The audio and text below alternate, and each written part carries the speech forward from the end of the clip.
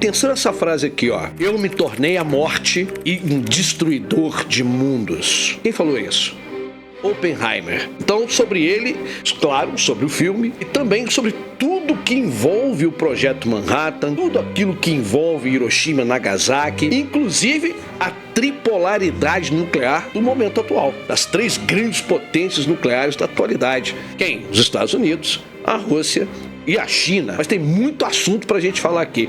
Vambora! Então vem comigo. Olha só, o que foi o Projeto Manhattan? O Projeto Manhattan, ele começa em 1942 e se estende até 1947, quando então os Estados Unidos, querendo construir uma bomba, uma arma de destruição em massa, para não apenas subjugar seus inimigos, no caso, o eixo, né? Composto pela Alemanha, pela Itália e também pelo Japão. Olha a história aí, rapaziada. Além disso, havia ali já, naquele momento, já nos anos 40, ali, 1942, uma espécie de corrida armamentista. Ô, Ricardinho, porra, corrida armamentista antes da Guerra Fria? Exatamente. Por que essa corrida? Porque a Alemanha já estava na corrida para o desenvolvimento de um armamento com grande poder de destruição. Já estava desenvolvendo a tecnologia nuclear para fins militares. Caraca! E claro, os Estados Unidos não queriam ficar para trás. Então os Estados Unidos foram atrás de grandes físicos e engenheiros, e entre esses físicos estava ele, o Oppenheimer. Então o Projeto Manhattan, que vai de 42 a 47, ele começa, né, a realizar uma série de testes até que chega nela, a bomba H, a bomba atômica.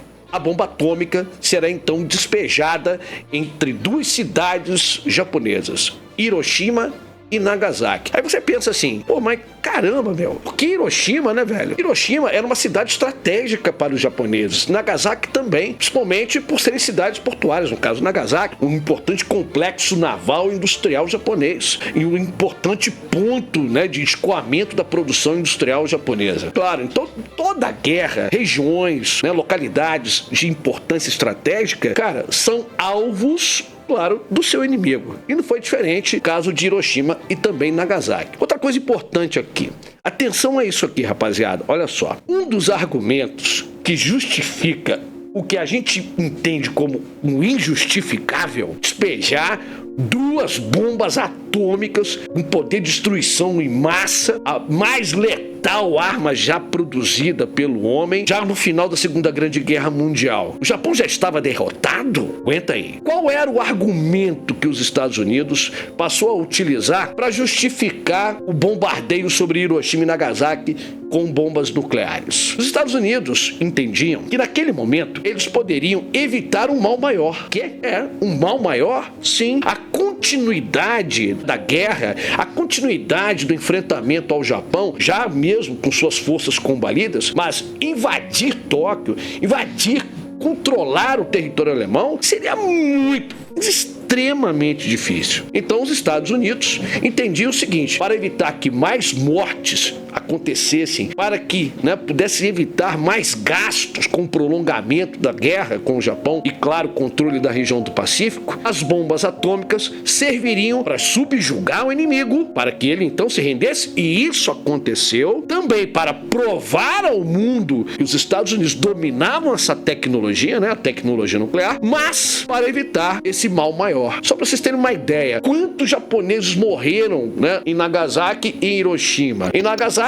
80 mil, quase 80 mil japoneses morreram. Em Hiroshima, né, 45 mil. Antes mesmo delas serem usadas, os Estados Unidos já haviam realizado bombardeios sobre Tóquio. Em um desses bombardeios com bombas incendiárias, os Estados Unidos conseguiram exterminar 120 mil japoneses em um único ataque. Então esse argumento se sustenta. Claro que isso vai bater contra aquilo que a gente pensa, caramba, pô, uma covardia, né, gigantesca, despejar aí, né, duas bombas atômicas sobre um país, como no caso o Japão. Beleza até aqui, galera? Tranquilidade? Como é que isso pode, por exemplo, nos ameaçar para os dias de hoje? Porque logo após as bombas de Hiroshima e Nagasaki, o término da Segunda Grande Guerra Mundial, você tem não mais a Alemanha nesse cenário. Você tem quem? A União Soviética também nessa corrida armamentista, nessa corrida tecnológica com os Estados Unidos na busca por essa supremacia bélica e atômica, quando então os soviéticos começam a realizar seus testes. Então,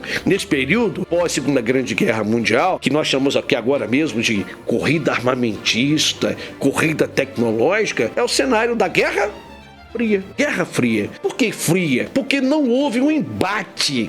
Nunca aconteceu um embate entre forças militares americanas e soviéticas. Muito pelo contrário, ao longo de 4 décadas, eles patrocinaram guerras, conflitos, revoluções, né? E usando os países do terceiro mundo como palco dessas disputas. E, na verdade, uma coisa muito interessante, né, sobre tudo isso, inclusive citando o Oppenheimer mais uma vez, o Oppenheimer, ele acreditava que desenvolvendo uma bomba atômica, desenvolvendo um armamento de destruição em massa, ele poderia conseguir paz armada, um equilíbrio de forças, um equilíbrio geopolítico e de poder. Tudo aquilo que ele esperava não aconteceu. Daí, logo após o uso das bombas nucleares no Japão, o Oppenheimer, ele, além da culpa, do peso da culpa que o coloca, que o deixa em depressão profunda, ele se torna um pacifista. Ricardinho, e nos dias de hoje, cara, a gente corre o risco de, por exemplo, né, convivermos com uma guerra nuclear, uma guerra atômica. Olha, ao longo da Guerra Fria, não apenas os Estados Unidos e a União Soviética dominavam essa tecnologia. Ela chegou a outros países que também desenvolveram armamentos nucleares. Só que hoje, ao invés de falar de bipolaridade atômica, nós temos uma tripolaridade, porque a China é hoje, não mais como foi durante a Guerra Fria, ali um país que não estava tanto em evidência, um coadjuvante, né, da Guerra Fria. Hoje a China é protagonista, né, no cenário econômico, no cenário tecnológico e, claro, no cenário quê? Militar. Não ideológico. Para! Não tem esse negócio de ameaça comunista chinesa. Tá louco, meu? Não tem nada disso. E a gente vai falar aqui, vai fazer um capítulo especial sobre China. Inclusive da China atuando aqui na América Latina. Então, fique com a gente e até a próxima. Valeu, galera!